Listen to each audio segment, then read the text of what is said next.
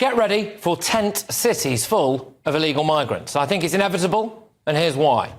We had 800 illegal migrants crossing the Channel on Easter weekend. We are up 43% on this time last year. The total for this year now stands at more than 5,000. As of December 2023, there were around 99,000 asylum seeker backlog cases. Where do we put these people? Well, let's look, shall we, at the new migrant accommodation.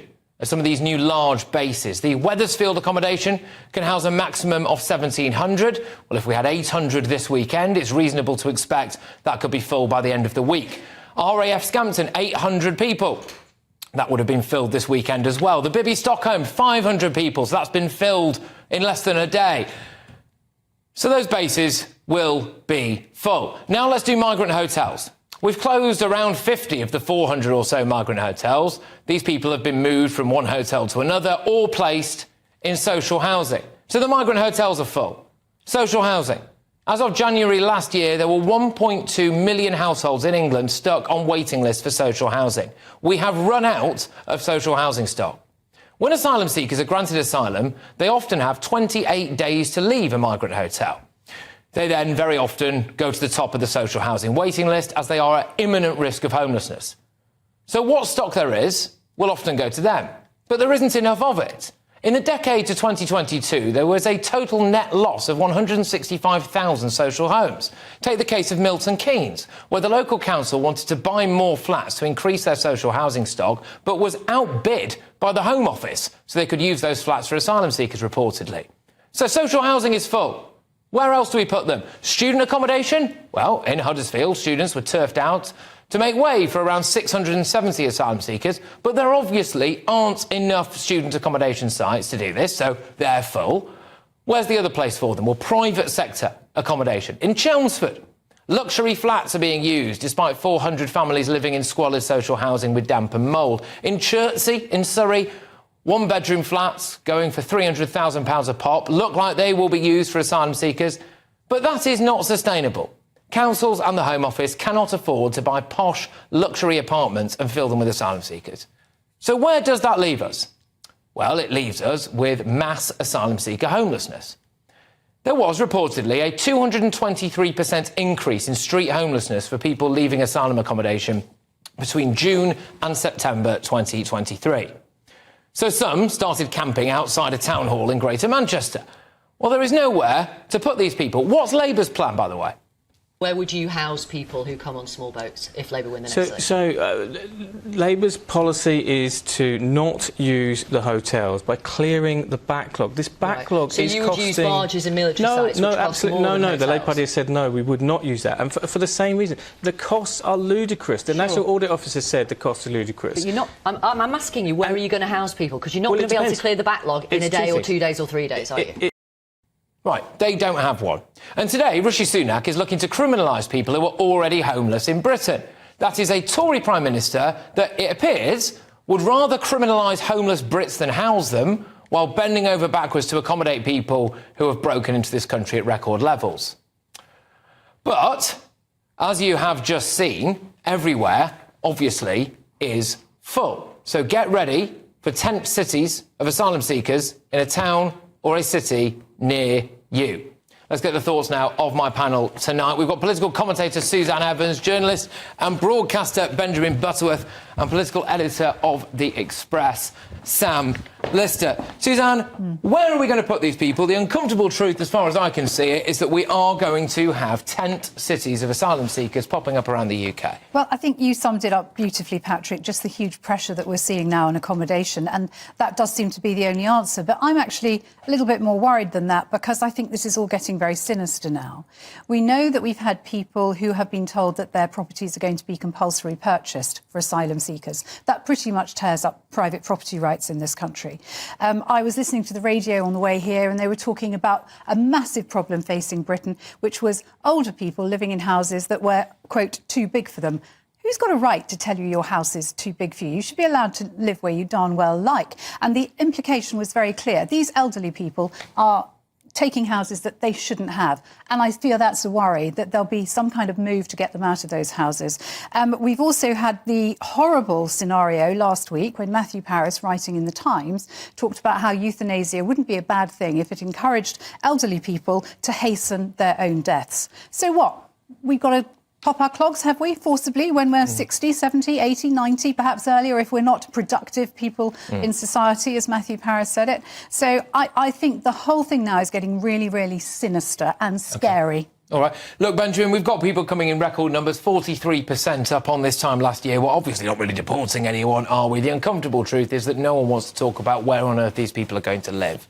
I mean, I think there are two problems. One is that clearly Rishi Sunak's plan has totally failed. They made a big deal at the latter half of last year about talking about the numbers falling, but they only fell because there was bad weather, so it was even more dangerous to cross in the Channel. And actually, just to put some context in this, when we're thinking about when the general election is going to be, if he does that in October or November, it will be after a summer of this sort of chaos, which will be very unhelpful for them.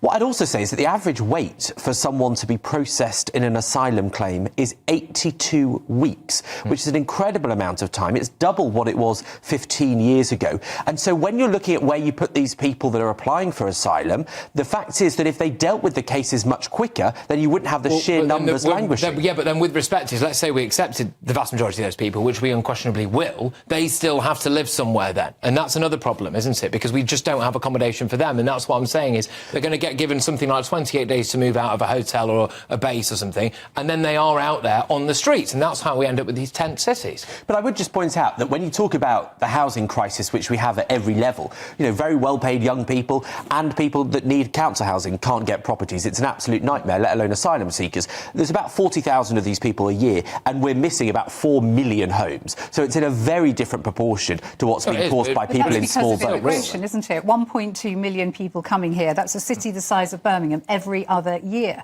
coming in. Of course there's going to be a housing crisis, and yet most commentators, most of politicians don't want to address this. Well, there's a housing crisis because people of your generation are more bothered about golf courses than building properties. I don't say golf. But all right.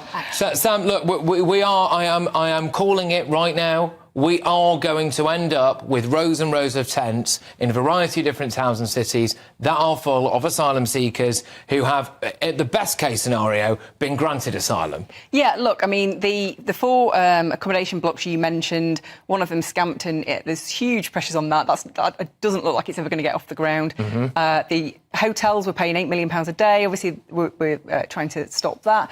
There's so much pressure already, but nobody can come up with a solution. The hotels are unacceptable, the RAF base is unacceptable, the student accommodation is unacceptable. There is nowhere that is acceptable for these asylum seekers to go en masse to local populations, which means dispersing them, which means then you lose track of them as a nation. And that's a big problem for the government. So there is no solution to this problem that is obvious. And so I think you do end up where you say, Patrick, you do end up with these tent cities. We've already seen that in the past, actually. We saw that in Hyde Park. Mainly people who were coming from abroad were setting up tents in Hyde Park, bathing in the fountain there that had to be closed, urinating on the 7/7 memorial. This is a problem that has been around for a while, and it's only going to get worse. Yeah, I mean, and no party wants to engage with this debate now, which is we've got a 43% rise. That's going to grow. Everyone can see that. We are not going to stop the boats. We've not got a deterrent. We're not deporting anybody. The numbers are going to keep coming, and no one wants to engage with the idea of what the heck you do with these people. No, that's absolutely right. There's only one thing to do, in my boat, is to stop them getting here the moment they land on our shores. Back on a boat, back on a plane, somewhere, anywhere but here. That's the only way there's going to be a deterrent. Patrick, you had a great exclusive, didn't you, a few weeks ago? Said Rwanda's not a deterrent for them. You know, this has got to be a really, really hard line now. 120,000 in total since 2018. That scares the pants off me, frankly. Yeah, because we don't know where. Go on, Benjamin. The only way to stop tent cities is to stop the boats coming. No. Well, everyone agrees you should stop the boats coming. No one besides the people smugglers that are letting people die for profit advocates for that to happen. But to say that those asylum seekers, many of whom are going to be legitimate, should simply be sent home. Are you saying they should be sent home to Afghanistan to be be killed. They are, by the very nature of the fact they have paid people smugglers thousands of pounds to come here. They are criminals automatically. There are committed a criminal. Sam, there are 100 million. There are 100. I do think the Abdulaziz case has frankly blown the lid off the idea of what is and what is not a legitimate asylum seeker. If that guy ended up being classed on paper as a legitimate asylum seeker, then these charities saying, oh, look, 80% of people who come are genuine asylum seekers. I'm sorry, I don't think they are. We saw it as well with the Liverpool bomber who'd also claimed Christianity as a reason to stay in the country. There are 100 million displaced people in the world. We cannot take them all. And so how do you filter the people who we are going to take? Nobody has come up with a solution for that. I defy Benjamin to tell me how he's going to narrow down those 100 million people. And they all seem to be 25 to 30-year-old men. Yeah. OK. All right. Well, look, a Home Office spokesperson said this. The unacceptable number of people who continue to cross the English Channel demonstrates exactly why we must get flights to Rwanda off the ground as soon as possible. We remain committed to building on the successes that saw arrivals drop by more than a third last year, including tougher legislation agreements with international partners in order to save lives and stop the boats. I'm calling it here right now. Play the tape forward. It is tent cities in a town or city near you.